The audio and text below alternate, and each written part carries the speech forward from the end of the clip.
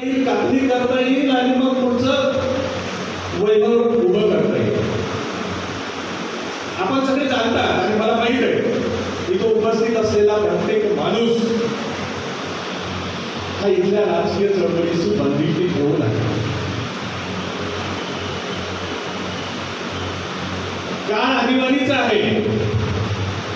आणीबाणीच्या काळात 2024च्या लोकसभेच्या निवडणुका झाल्या आणि त्या 2024च्या लोकसभेच्या निवडणुकीमध्ये इथल्या सवर्णांनी, इथल्या मनुवादी विचारधारेच्या राज्यकर्त्यांनी, इथल्या मनुवादी विचारांच्या प्रस्थापित मीडियाने जाणीवपूर्वक एक बाब घडवून आणली. ती अशी होती की इथल्या 2024च्या निवडणुका या दोनच ध्रुवावर लढल्या गेल्या पाहिजेत. एक भाजपची आघाडी आणि दुसरी काँग्रेसची आघाडी. असा नॅरेटिव्ह तयार झाला. तो नॅरेटिव्ह तयार करत असताना सवर्णांनी आपले राजकीय पक्ष, आपले राजकीय विश्लेषक, आपल्या हातात असलेला मीडिया आणि आपल्या हातात असलेल्या सकल यंत्रणा कामाला लावून एक बाब जाणीवपूर्वक घडून आणली की इथल्या फुले आंबेडकरी विचारधारेचे सगळे राजकीय पक्ष त्यांनी अस्पृश्य ठरवले. उत्तर प्रदेशमध्ये 3 वेळ युतीतून आणि 1 वेळ स्वबळावर सत्तेत गेलेला बसपासारखा पक्ष, त्या पक्षाला कुठल्याही सवर्णाच्या आघाडीने, ज्या 2 आघाड्या होत्या त्यातल्या एकाही आघाडीने सामावून घेतलं नाही, साधं आमंत्रण सुद्धा दिलं नाही. याचा अर्थ काय? आम्ही सगळे विद्वान आहोत. कोणीच म्हणायचं नाही की मला कळत नाही म्हणून. मानसशास्त्र असं म्हणते प्रत्येक माणूस लाक्षणिक अर्थाने तो विद्वान आहे. तो विद्वान या अर्थाने आहे की त्याला ज्या क्षेत्रामधली माहिती असेल, ज्या क्षेत्रामध्ये त्याचं काम असेल, ज्या क्षेत्रामध्ये तो जीवनयापन करत असेल, त्याच्यातली सफल माहिती त्याला असेल तर तो त्या अर्थाने विद्वान आहे. इथल्या मनुवादी मीडियाने आणि इथल्या मनुवादी राज्यकर्त्यांनी ही लोकशाही संपवण्यासाठी जे षडयंत्र चालवलेलं आहे ते या काळात समजून घेण्याची गरज आहे. आणि त्या लोकशाही संपवण्याच्या षडयंत्रामधलाच एक भाग होता की महाराष्ट्रामधल्या ज्या लोकसभेच्या निवडणुका होत्या त्या लोकसभेच्या निवडणुकांमध्ये इथल्या मनुवादी राजकीय पक्षांनी एक तोडगं तयार केलं होतं. मी जरा जबाबदारीने शब्द वापरतो, तुम्हाला वाईट वाटत असेल तरीही मी तोडगा हा शब्द वापरतो. इथल्या मनुवादी विचारधारेच्या काँग्रेस आघाडीने, महाविकास आघाडीने एक तोडगं तयार केलं आणि त्या तोडग्याला नाव दिलं आंबेडकरवादी विचारधारा. त्या तोडग्याने भूमिका घेतली. बसपा आणि वंचित बहुजन आघाडी या 2 पक्षांना मत दिले तर मतांचं विभाजन होते, म्हणून महाविकास आघाडीला मत द्यावे अशा पद्धतीचा त्यांनी फतवा फिरवला. त्या फतव्यातून जो नुकसान व्हायचं आंबेडकरी चळवळीचं ते झालेलं आहे. आपण सगळ्यांनी त्याची जाणीव, आपल्या सगळ्यांना त्याची जाणीव आहे. ती सर या आयोजकांच्या मनात असावी म्हणून हा प्रश्न घेतला. तुम्ही बरोबर आहो? मी आयोजकांना विचारतो, तुम्ही बरोबर आहो का? ट्रॅकवर आहोत का? आता इथं जो आपण शब्द वापरला राजकीय प्रगल्भता आणि विद्वानांची राजकीय प्रगल्भता, म्हणून त्या विज्ञानामध्ये वर्गवारी केली पाहिजे. एखादा माणूस कविता लिहितो, त्याच्या कवितेमध्ये कल्पनेच्या प्रचंड भरारी असू शकते. तुम्ही म्हणता तिथे रवी, प्रचंड कल्पनेची भरारी असू शकते, पण त्याला राजकारण कळते का? त्याने निवडणूक लढली का? त्याचा राजकीय अनुभव किती आहे?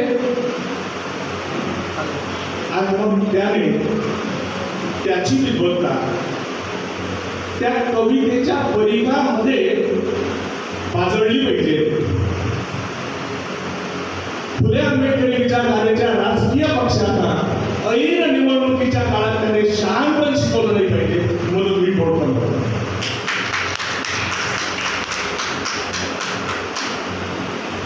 विद्वानांची वर्गवारी केली तर एखादा व्यक्ती तो तिसऱ्या चौथ्या वर्गातच असताना त्याला आकडेमोडीचं चांगलं ज्ञान होतं, त्याने अर्थशास्त्रासारखा विषय घेतला, PhD मिळवली, बाहेर देशातून PhD मिळवली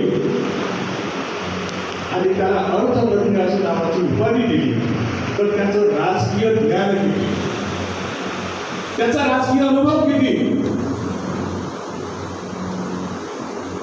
त्याने कधी निवडणूक लढली का? आम्ही उपेक्षिताचं राजकारण करतो. या देशामध्ये बाबासाहेबांनी जी संविधान दिलं, बाबासाहेबांनी जी राज्यघटना दिली, तिला मोडण्यासाठी 1949 मध्येच तयारी सुरू झाली. त्याचा कळस आताच्या घटना घडत आहे.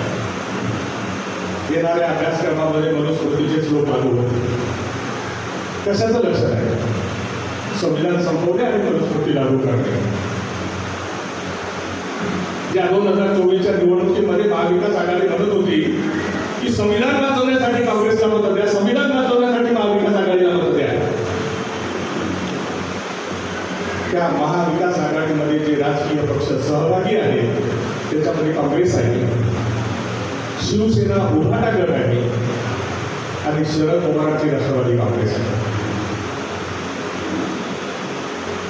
ते तोडकं असं म्हणत होतं की संविधान वाचवण्यासाठी मत द्या, ते तोडकं असं म्हणत होतं की लोकशाही वाचवण्यासाठी मत द्या महाविकास आघाडीला. मी असं म्हणतो की 2003 साली, कधी 21 वर्षापूर्वी 2003 साली अटल बिहारी वाजपेयी पंतप्रधान असताना या देशामध्ये भविष्यविद्येला शास्त्र ठरवण्यात आलं. भविष्यविद्येला शास्त्र ठरवण्यात आलं. त्या दिवशी काँग्रेस विरोधी पक्षात होती. अमेरिकेत स्थायिक असलेला डॉक्टर जयंत नारळीकर, जो या देशातला नव्हे तर जगातला प्रसिद्ध वैज्ञानिक आहे, खगोलशास्त्रज्ञ आहे, त्याने अमेरिकेमधून येऊन पुण्याला निदर्शनं केली, दिल्लीला जाऊन संसदेच्या समोर निदर्शनं केली आणि त्या दिवशी जयंत नारळीकरने असं म्हटलं की इथलं संविधान धोक्यात आलं, इथला सेक्युलरिझम धोक्यात आला आणि भारतीय समाज 200 वर्ष पाठीमागे चाललाय. या भविष्यविद्येला शास्त्राचा दर्जा देण्यात येऊ नये. काँग्रेस त्या दिवशी विरोधी पक्षात होती. 2003च्या नंतर 2004 ते 2014 तब्बल 10 वर्ष तोच काँग्रेस पक्ष केंद्रात सत्तेत होता. ज्या भाजपने संविधान पायदळी तोडून मनुस्मृतीवर आधारित असलेला कायदा केला, तो 2003 साली केला, त्याला काँग्रेसने विरोधही केला नाही विरोधी पक्षात असताना, आणि सत्तेत असताना तो कायदा बादही केला नाही. मग याच्या पुढे काँग्रेस कसं संविधान सांभाळणार, कसं वाचवणार, त्यांचं धोरण आहे का? ज्या शिवसेनेने बाबरी मस्जिद पाडली म्हणून आजही ते अतिशय अभिमानाने सांगतात. आपण सगळे जाणकार आहात, बाबरी मस्जिद हे कुणाच्या नजरेत धार्मिक प्रतीक असू शकते, पण ते या देशामधलं एक सांस्कृतिक प्रतीक होतं. अफगाणिस्तान मधल्या बामियाना प्रांतातील भगवान बुद्धाची मूर्ती तिथल्या प्रचंड जातीवादी धर्मवादी सरकारने ग्रेनेड लावून तोडली, तेव्हा जगाने निषेध केला की तुम्ही इथलं समतेचं प्रतीक नष्ट करता. अगदी त्याच धर्तीवर शिवसेनेने बाबरी उद्ध्वस्त केली 92 साली. तो पक्ष महाविकास आघाडीत आहे आणि हे भामटे म्हणतात बसपाला मत देऊ नका, वंचित बहुजन आघाडीला मत देऊ नका आणि बाबरी मस्जिद उद्ध्वस्त करणाऱ्या महाविकास आघाडीमधल्या त्या पक्षाला मत द्या म्हणून मी तोडकं म्हणतो. हा विषय ज्या अनुषंगाने आला हा काल सापेक्ष विषय असल्यामुळे अतिशय गंभीरतेने आपण समजून घेतला पाहिजे आणि त्याच्यामधली गंभीरता 2024ची लोकसभा निवडून गेली आहे. त्याच्यामधली गंभीरता मी अशा पद्धतीने मानतो की येणाऱ्या 6 महिन्यांच्या नंतर विधानसभेच्या निवडणुका आहेत. संविधान संपूर्ण मनुस्मृती लागू करण्याचे प्रयोग सुरू झालेले आहेत. संविधानाचा फक्त ढाचा राहिलेला आहे. याच्यामुळे याच्यापेक्षा अधिक फास्ट अधिक गतीने संविधानाची कल्पपात करून मनुस्मृतीवर आधारित असलेल्या सगळ्या गोष्टी लागू होणार आहेत. ते शैक्षणिक अभ्यासक्रमात आल्या, त्या कोर्ट कचेरीत आल्या, त्या न्यायदानात आल्या, त्या निवडणूक आयोगाच्या त्या याच्यामध्ये ऑफिसमध्ये जाऊन बसल्या, तिथल्या संरक्षण करणाऱ्या पोलीस दलामध्ये जाऊन बसल्या. तुम्ही आपण सगळे त्याचा अनुभव घेतो आहोत.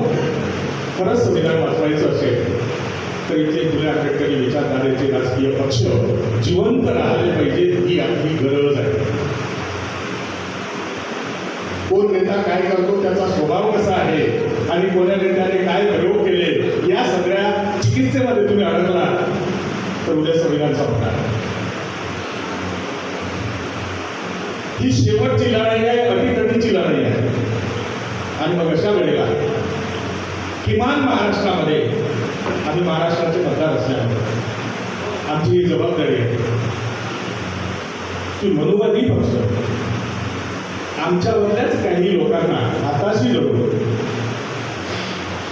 राजकीय पक्ष संपवत असतील आणि राजकीय पक्ष संपवून संविधान संपवत असतील तर त्याचं भान आम्हाला असलं पाहिजे. कुठला साहित्यिक म्हणतो महाविकास आघाडीला मत द्या म्हणून त्याच्या पाठीमागे जायचं, कुठला अर्थतज्ञ म्हणतो महाविकास आघाडीला मत द्या म्हणून त्याच्या पाठीमागे जायचं आणि संविधान संपवण्यासाठीचे आपणच सहभागी व्हायचं. ही जी कृती आहे ती येणाऱ्या काळात जर आम्हाला थांबवता मला असं वाटतं मी एका तोंडाने बोलतो. मी म्हणूनच असं बाबूला असं म्हणतात की इथं विचारांची पेरणी झाली पाहिजे. मला असं वाटतं मी एका तोंडाने बोलतो. हा विषय जर हजारो तोंडाने सातत्याने 6 महिने बोलला गेला तर इथल्या मनुवाद्यांनी जे षडयंत्र आपलं ते षडयंत्र आपल्याला पराभूत करता येते. मला या विषयाच्या संदर्भाने जेवढं आकलन होतं तेवढं मांडण्याचा मी प्रयत्न केला. याचं त्याची जाणीव झाल्याबद्दल तुमचे सगळ्यांचे आभार मानतो. जय हिंद. धन्यवाद सर. हा आपला पूर्ण भाषणाचा सारांश होता आणि आपण जे म्हणत आहोत सर